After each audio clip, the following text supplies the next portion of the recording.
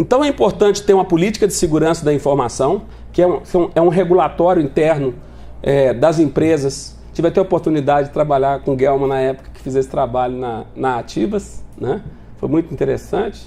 Se não tiver um regulatório interno, as empresas, as pessoas perdem legitimidade para poder agir, preservar uma prova e dizer que você violou a regra que a gente acha aqui na empresa que é a correta. Dados é o petróleo da internet, como dizem, mas é um petróleo sem proteção. É estranho você ver, por exemplo, que tem empresas que tem uma regra que fala assim, você não pode receber brinde, até R$100, que não sei o que e tal. Mas aí você vai analisar e fala assim, tá bom, mas em relação aos dados, tem alguma regra que fala que ela não pode divulgar imagem interna da empresa dentro das redes sociais? Não. Tem regra que fala que ela não pode divulgar informação para terceiros e tal? Não. Então, assim, é inimaginável, mas é o que acontece. Então tem uma lacuna imensa em termos de cultura do executivo, de quem tem o poder decisório na empresa, para saber apurar e dar valor ao valor que significa a informação, já que informação é poder, né? Então, o que é mais importante quando um problema de cibersegurança acontece, o que é? Nessa época de revolução industrial, a indústria 4.0, é ter um plano de contingenciamento. Você tem que ter um plano, você tem que saber assim, quem é que vai trabalhar com o quê? Quem é que vai ser responsável pela preservação das provas? Quem é que vai ter que fazer a decisão de qual é a medida que vai ser tomada? Quem é que vai fazer a parte de apuração, de identificação de autoria com base nos registros eletrônicos dentro dessa empresa? Então, normalmente esse grupo, essa força-tarefa, ela é composta por alguém do RH, alguém do jurídico, alguém da diretoria, que rapidamente tem que se comunicar entre si para poder fazer essa reação no menor tempo possível. Porque isso vai fazer a diferença lá na frente, em termos de mitigar os danos. E aí, o que os tribunais estão decidindo? Olha, empresa foi condenada por vazamento de dados sobre demissão de empregado que foi na internet, né? Multa de 10 milhões para a empresa que não cumpriu a ordem judicial para revelar dados de funcionário que divulgava conteúdo racista a partir do computador do ambiente de trabalho. 10 milhões, isso foi uma operadora de celular. Outra, nos Estados Unidos, vazamento de dados, a NSA é a maior empresa de segurança da informação do mundo. Vazamento de dados porque funcionário usava software pirata em casa. Então mesmo na maior empresa, a empresa que emprega maior número de pessoas de segurança da informação do mundo, chega a acontecer uma situação dessa. Do sujeito usar software pirata em casa e descobrir. E ele vai ser demitido por causa disso. Né? Então, o Marco Civil é o marco regulatório mais importante e nós estamos caminhando para um outro marco regulatório ainda mais importante que o Marco Civil, que eu vou falar logo em seguida. Então, se hoje a situação está ruim, gente, eu vou dizer só uma coisa, vai piorar. Por quê? Porque a quantidade de dado que vai estar sendo gerado cada vez mais, nós estamos entrando agora, é maior. Nós estamos chegando na fase da chamada IoT, que é Internet of Things, Internet das Coisas. Ou seja, o que vai gerar dado, registros eletrônicos, não vai ser só computador e celular, não. Vai ser dispositivos, né? Um bracelete, um relógio, algo parecido. E isso vai formar o quê? Um Big Data, um volume imenso de informações que, traduzidas, vão gerar conhecimento. Vão fazer com que a gente identifique problemas. E com o uso da AI, que é a inteligência artificial, isso vai se tornar cada vez mais fácil de ser recuperado. Pois bem, nós estamos começando agora, nós estamos bem avançados nesse projeto de lei que vai impactar, que é o projeto de lei de proteção de dados pessoais. No dia 25 de maio desse ano, a Europa vai começar a viger o GDPR, que é uma lei de proteção de dados pessoais, que já impacta para várias empresas brasileiras que fazem intercâmbio de dados com a Europa, que vai obrigar diversos procedimentos em relação à proteção de dados que hoje não tem. Então isso vai impactar e vai impulsionar essa lei brasileira. O Brasil está atrás nisso. Vários países, 83 países do mundo já tem uma lei de proteção de dados, que significa...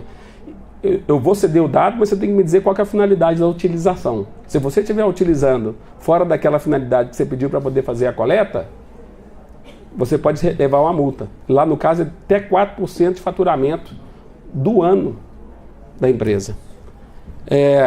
Por último, efeitos do data mining. Data mining, gente, para quem não conhece, é cruzamento de dados. Ou seja, você fazer pesquisas através da mineração de dados. Talvez vocês não saibam. Tem uma empresa com a qual eu faço uma parceria de trabalho em São Paulo, que ela tem aproximadamente 500 bases de dados do Brasil. Algumas públicas, algumas pagas, algumas de acesso restrito. A informação que já está gerando hoje nesse mercado é absurda a respeito da sua pessoa. Então, Marcos, se você me der o seu CPF, eu sou capaz de jogar nesse sistema e descobrir qual é o salário do seu vizinho. Por quê? Porque é cruzamento de referência. Eu não preciso correr atrás do dado, o dado está ali. Por quê? Porque determinada empresa gera tal informação, o outro gera outra, etc. e tal. Não tem lei que regulamente. E isso desnuda, né, um perfil das pessoas de uma maneira muito clara. Então isso se intensificou depois da Lava Jato. Se vocês veem esses resultados tão efetivos que a Lava Jato está propondo, está demonstrando, é porque eles usam essas ferramentas. Eles e o Ministério Público. Eles fazem isso todo dia. Por isso que eles têm esse nível de acurácia em relação a descobrir tanta coisa. Por quê? Porque o foco da informação dele, em grandíssima parte, são dados e não papel. E daí vem esses problemas. Por último, esse meu último slide. Aliás, penúltimo, mas o último nem conta. Empoderamento das pessoas. Aqui eu quero deixar uma reflexão. As pessoas, através da mídia digital, estão se sentindo mais empoderadas. Por quê? Porque as pessoas estão deixando de ser tímidas. Elas estão se sentindo fortes para poder chegar para a mídia e dizer, olha, esse problema acontecia comigo. Essas fotos que vocês estão vendo aqui, todas são de quê? De atores de Hollywood, né? Que, de uma hora para outra, houve uma campanha nos Estados Unidos de diversas pessoas chegando para a mídia e falando assim, ah, não, esse sujeito fazia assédio, o outro me molestava e por aí vai. Por que isso não aconteceu antes? Quem é que duvida que o tal do teste do sofá já acontecia em Hollywood há muitos anos atrás? Por que isso só veio agora? Simples. Porque no mundo digital, cada cidadão é a própria mídia. Cada cidadão é um paparazzi em potencial. Então as pessoas se sentindo mais próximas delas se tornarem e denunciarem fatos que antes elas se sentiam completamente fora do contexto de rapidamente disseminar a verdade. E isso faz a gente refletir dos riscos que nós vamos ter, porque você não consegue controlar a mente humana. E mais ainda, preparar para que, se eu disse que a reação é rápida, isso deve acontecer só de um momento. Se você fizer um monitoramento. Se você não fizer um monitoramento contínuo a seu respeito, a respeito da sua empresa, os riscos serão maiores. Bom, além disso, eu acho que eu só deixo essa mensagem. Será que nós estamos prontos ou ainda vamos correr risco? Se a gente não começa a pensar nesses problemas a partir de agora, quando a gente chegar nessa etapa que eu estou falando, que está logo ali, ó, se é que já não começou, que é a etapa do Big Data, da internet das coisas, esse problema só vai amplificar. A gente não pode esperar. Temos que refletir em cima disso e tomar medidas de contingenciamento. Muito obrigado pela oportunidade e fico à disposição para solucionar qualquer dúvida.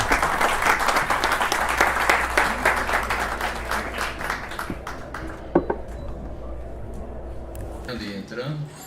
Nós temos 5 minutos para terminar, para começar a nossa semanal.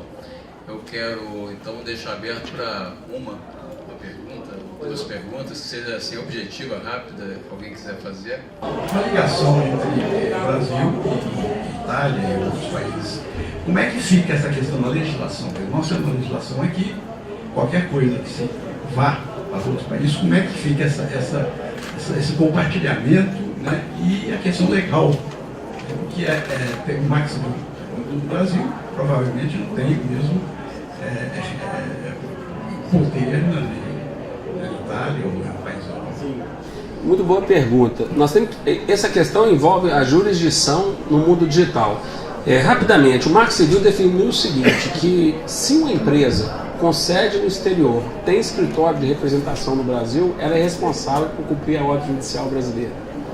Então, WhatsApp, Facebook, essas empresas sempre terão que prestar informações. Imagina que o sujeito tivesse publicado isso num blog do Google. O Google Brasil seria obrigado a poder revelar as informações. Ah, mas tudo bem, eu identifico a autoria, mas para punir o infrator. Porque normalmente a dúvida é essa. Eu vou querer só remover o conteúdo, aí eu entraria contra o Google para poder remover. Se eu quiser punir o agressor, aí eu teria que entrar com o processo dele lá na Itália.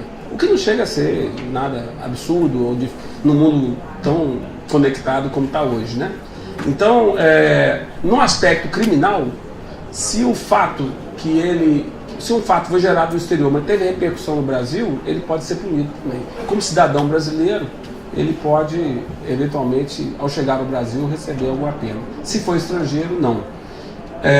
A situação é muito variada, mas, em suma, é isso aí que tem em relação à jurisdição. Não é total impunidade, tá? As pessoas acham que está seguro, etc. e tal. Cada vez mais nós temos que resolver. Existem legislações próprias de cada país, só na União Europeia que eles têm uma legislação comunitária. Mas agora, cada vez mais, através de provedores que são acionados aqui no Brasil, a gente consegue, sobretudo, identificar a autoria. Muitos casos que a gente tem que fazer, cumprir, por exemplo, uma falha na Alemanha, a gente aciona um advogado lá que dá seguimento e resolve o problema. Só rapidamente, posso apresentar uma informação que o senhor deu a respeito das informações sigilosas na Europa, parece que é 25 de maio agora. Sim. Interessante que eu recebi há pouco tempo, questão de uma semana atrás, um e-mail de um hotel que eu fiquei na Europa, dizendo o seguinte: olha, você tem a disponibilidade de todos os dados que você tem nesse hotel. É exatamente em cumprimento e em conformidade. Todo mundo que está lá está mandando esses e-mails, Facebook já mudou a política, vários outros também, para poder totalmente. Eles têm que entrar em conformidade até o dia 25. É isso aí. Rubens, obrigado pela pergunta. Nós estamos às 6h30 pontualmente. Eu quero agradecer muito ao Alexandre, obrigado, ao doutor Alexandre, pela presença, pela palestra, pela generosidade de estar aqui conosco nessa quinzenal.